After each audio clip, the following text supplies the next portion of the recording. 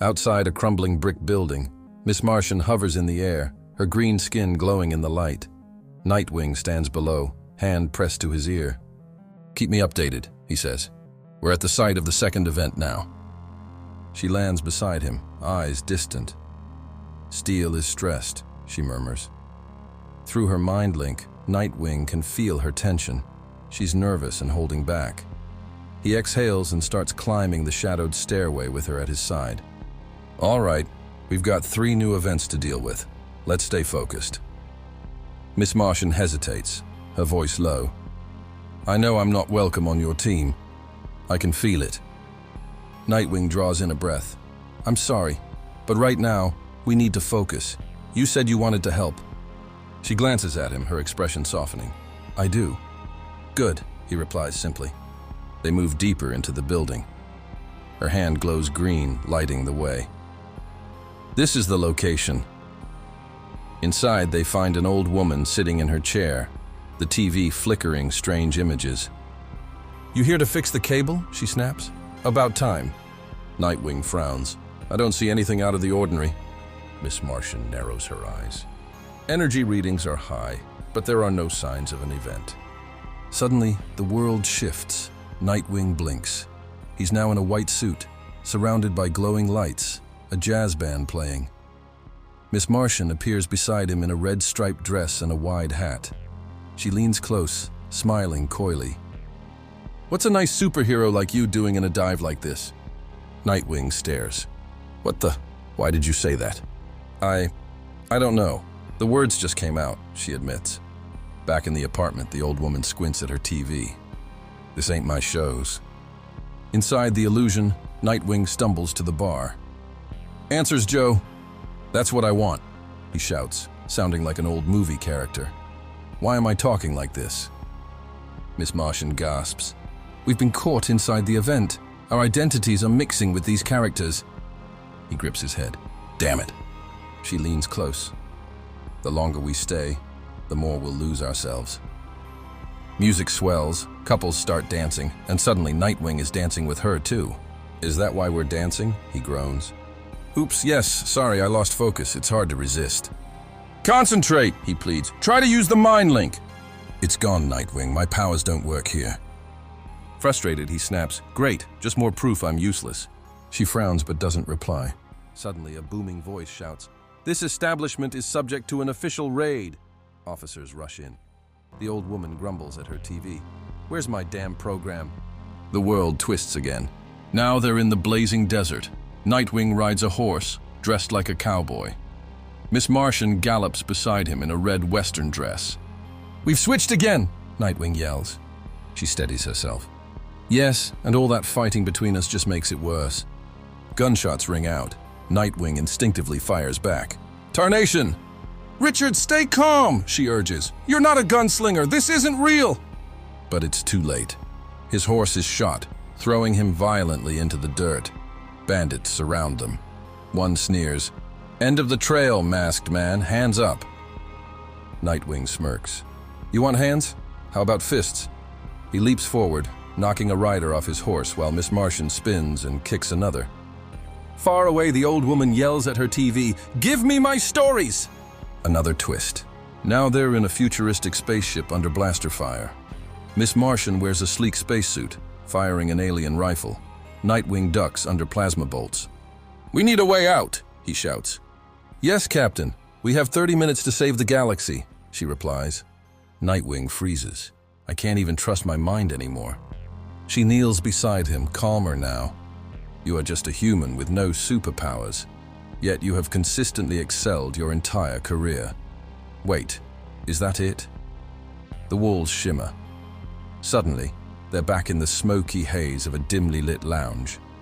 Nightwing as is what is, confusion etched across his face. "Miss Martian says that's why you don't like me. That's why you've given me a hard time since I was assigned to the Titans." Nightwing responds, "Look, I like you, okay? The League doesn't." Miss Martian cuts him off. "You like me." The scene shifts again. Nightwing sits at the piano, hands resting on the keys, confusion on his face. Miss Martian, now in a silky white dress, steps closer, her eyes soft. Rick, I know what your problem is.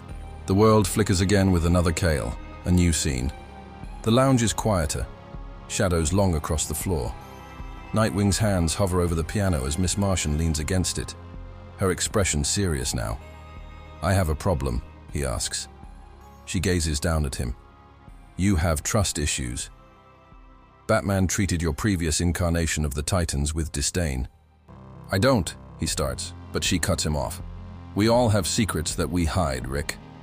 She leans in closer, her voice low, almost tender, and you struggle. You always have a brave but ordinary man trying to live in a world of gods. Superman, Wonder Woman, Aquaman. They are incredible beings, Rick, and you see them from a painfully mortal perspective. You Nightwing sits at the bar, his gaze low, weighed down by thoughts he can barely voice. Megan leans closer, her green skin catching the soft light. You have to fight just to keep up, she says quietly, her tone almost a whisper, or else you'll sink. I was placed here simply to test your team and you. He exhales, trying to explain, trying to justify. I'm unwelcoming. You mean I had control over my Titans and you threatened that control? She continues. I soft, but steady. To you, I am alien, and that reminds you too much of your own humanity, of your own frailty in a world of superhumans.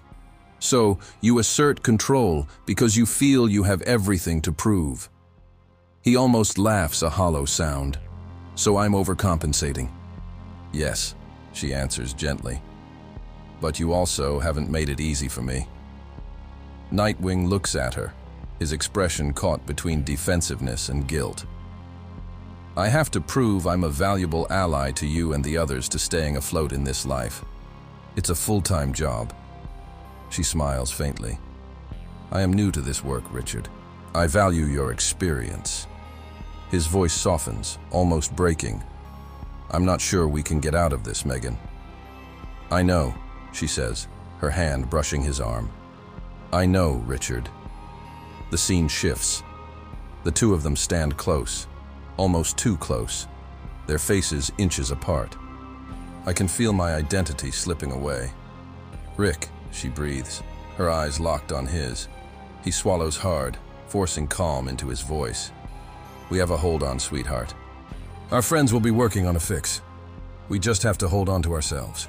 Remind ourselves that even if everything around us is fake, his lips touches hers. We're real. The world around them blurs, then explodes in light. A thunderous noise tears through the air, the illusion shattering. Nightwing and Megan crash back into reality, landing hard on the floor of the old woman's living room. She yells from her chair, furious. My damn TV! You broke my damn TV! Nightwing helps Megan up as she groans, her hand on her head. We'll get you a new one, ma'am, he promises, scanning her face.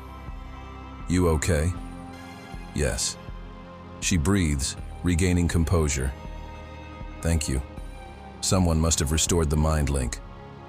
Outside, the chaos is faded. Nightwing adjusts his gloves, looking out at the street. Well, that got a little weird. Megan steps beside him, calm but thoughtful. Yes, but we stood by each other and came out alive. That's what matters, isn't it? She nods. Steele was right. Negative emotions made everything worse. We survived because we stopped arguing and understood each other. He glances down, his voice low. I'm sorry, Megan. I was projecting my hang-ups. She smiles warmly. I look forward to understanding you in further ways, Richard, and vice versa. They start walking side by side, their silhouettes framed by the sunset. Nightwing lowers his voice, almost conspiratorial. But we won't tell anybody what happened in TV land, right? Megan laughs softly, shaking her head. Oh no, absolutely not. They disappear into the city, the weight of their shared secret lingering in the air.